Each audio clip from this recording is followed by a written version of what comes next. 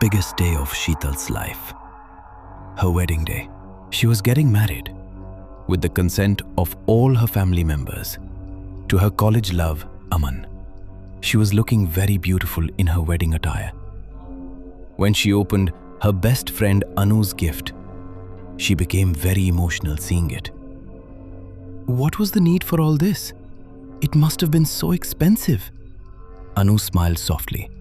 Oh, you too. Nothing is expensive for you. Come on, wear them quickly. I want you to get married wearing these anklets.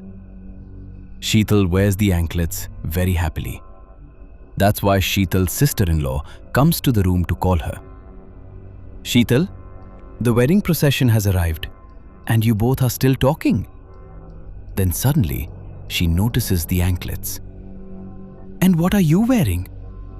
Sister-in-law, Anu has brought these anklets for me, so I'm wearing them.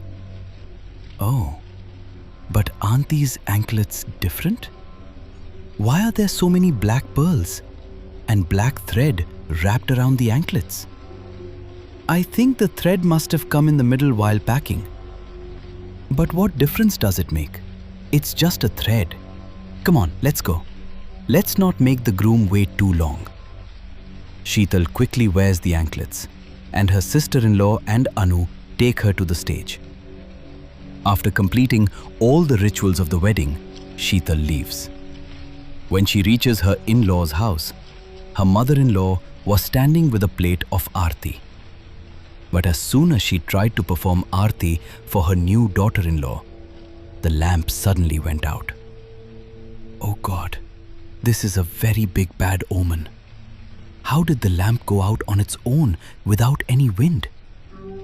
Mom, you are too much. You worry too much about small things. The lamp has gone out. Light it again. No one should worry too much in such an environment. That's why Anita tried to light the lamp again. But for a long time, the flame of the lamp did not burn. Hey, this flame is not even taking the name of burning. No problem. We come inside without performing aarti. No, son, wait. Anita struggles to light the lamp. But before she could perform aarti properly, that flame goes out again. Anita started worrying a lot. But she kept the plate of aarti aside and looked towards Sheetal. Daughter-in-law, drop the pot from your right foot and come inside the house. Sheetal was standing still. She dropped the pot full of rice. Hey, what did you do, daughter-in-law? I told you to drop the pot from your right foot. You are already restless. On top of that, one more bad omen. Mother, you know that I don't like all this. Hey, you had to drop the pot. Now it doesn't matter if you drop it from your right or left. And anyway, we are very tired. If the rituals are over, please come inside. Aman came inside with Sheetal, but his mother's mind kept getting worried again and again. At the same time, two bad omens made him restless inside.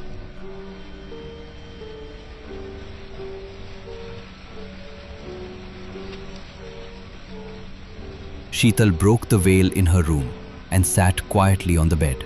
After a while, Aman came in the room. Hey, at least now remove the veil from your face. Sheetal didn't answer Aman's question. Then Aman moved forward slowly with a smile. He removed the veil from Sheetal's face. And suddenly, there was someone else, whose face was completely burnt, and blood was dripping from his mouth. Aman's screams came out when he saw him, and he fell down. Then the sound of the door opening in his ears echoed. He turned around and saw that Sheetal was coming to the room with a glass of milk in her hand. Seeing this, Aman fell on the ground. Hey, why are you sitting down like this? What happened? You were inside, right? How did you come from outside? What? I had gone to get milk for you. I didn't come to the room. What? Then who was she? Oh, so you are trying to scare me. I know you very well. But this time, I am not going to listen to you." Aman didn't understand anything. What happened to him a while ago? He got up bravely. Sheetal slowly put a glass of milk into Aman's trembling hands. But the moment Aman started drinking the milk, his eyes widened in absolute horror. Countless insects, tiny white worms, were moving inside the milk, and slowly the color of the milk started turning dark red, like fresh blood. Aman's hands began shaking violently. The glass slipped from his fingers and shattered on the floor. "What happened? Why did you throw the glass of milk?" "Didn't you see? So many insects were living inside the milk." "What? Insects? What are you talking about?" "Okay, today was a very hectic day. Maybe that's why you're tired. Now sleep peacefully. We will talk tomorrow."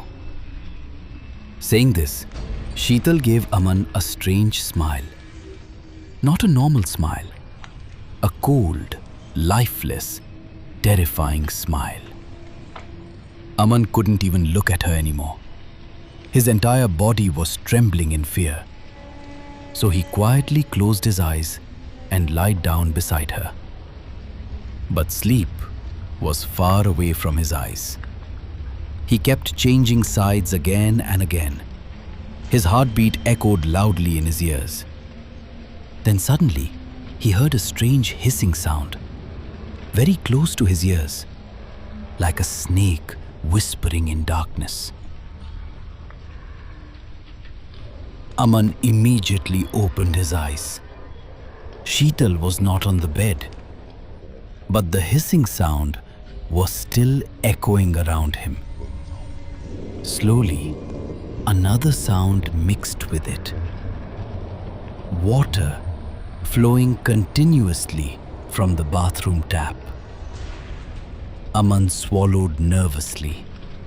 His throat had gone dry. With trembling legs, he slowly got up from the bed and started walking toward the bathroom. The bathroom door was half open. A dim yellow light flickered from inside. As soon as Aman pushed the door open, the tap was running. Water was overflowing on the floor. And in the corner of the bathroom, Sheetal was sitting silently, her back facing him. It looked like she was laughing softly and talking to someone invisible, someone standing right in front of her. Seeing this, Aman got terrified. "Sheetal, what are you doing here? And who are you talking to?" The moment Sheetal heard Aman's voice, she suddenly started crying. Not like a human, but like something evil trapped inside a dead body. Then suddenly, the crying stopped. Complete silence spread inside the bathroom. Slowly, very slowly, Sheetal turned her neck backwards, completely backwards. Her face was no longer human. Her skin had turned pale white. Her eyes looked dead. Blood dripped slowly from her lips, and an unnatural smile spread across her face. She stared directly at Aman, with burning hatred in her eyes. Seeing her, Aman's legs started shaking uncontrollably. He tried to step back, but before he could move, Sheetal suddenly rushed toward him at impossible speed and grabbed his neck tightly. "Sheetal, leave me!" Aman struggled to breathe, but her grip became tighter and tighter. Then suddenly, a deep, horrifying voice echoed from inside Sheetal's mouth. Sheetal is not yours anymore. Now, she belongs to me. Even if you forget, if you come near her, you will not stay alive. She is only mine now, forever. And very soon, I will take her with me.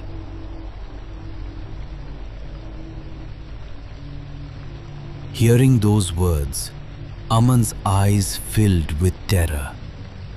The next moment, Sheetal threw him toward the wall like a lifeless toy. His body crashed violently. Blood immediately started flowing from his head. His vision blurred, and within seconds, everything turned dark. Morning arrived. Soft sunlight entered the room. When Sheetal slowly woke up, she saw Aman lying unconscious on the floor. Blood was spread everywhere. Sheetal screamed loudly. "Look, mother! Aman! What has happened to Aman?"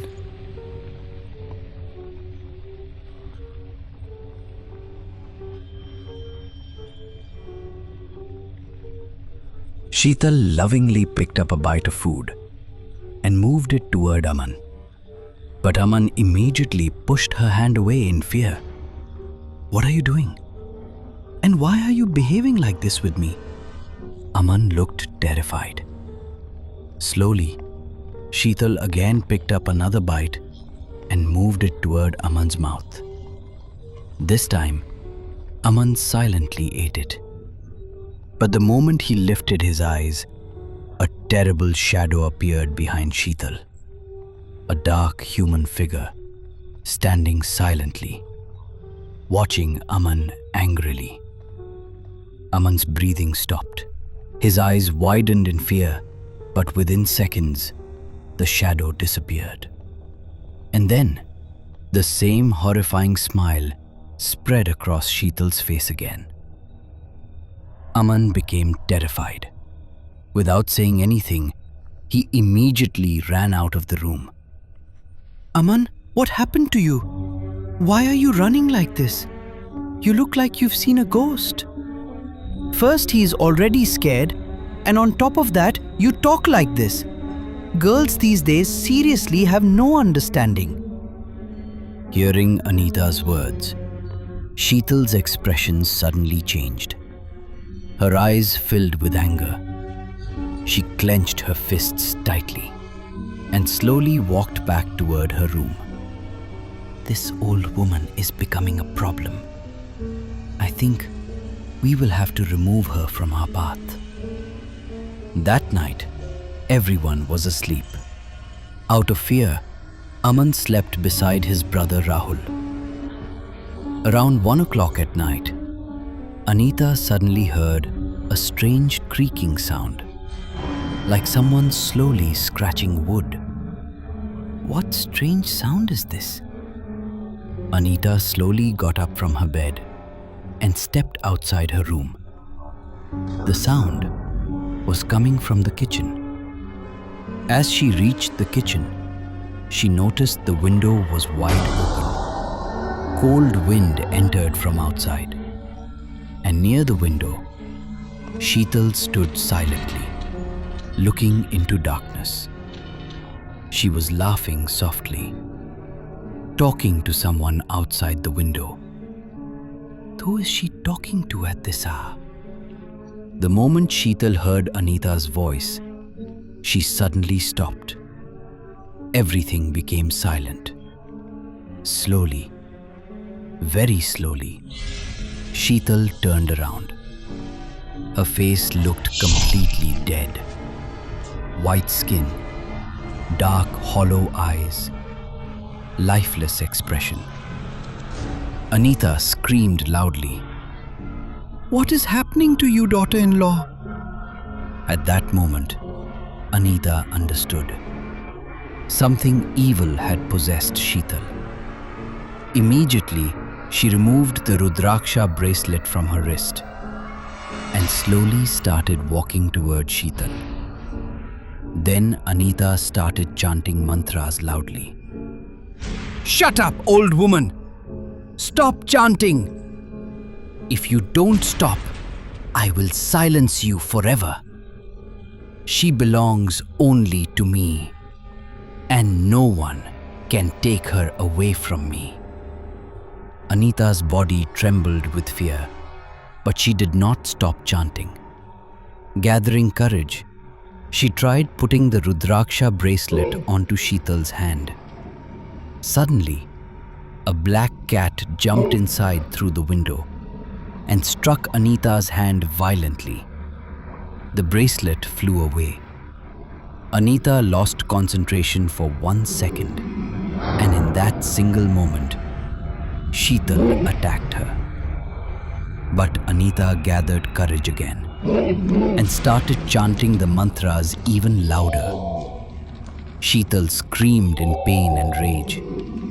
Her terrifying screams echoed through the entire house. Those screams woke up Rahul and Aman immediately. They rushed toward the kitchen, and the sight they saw froze their hearts in fear.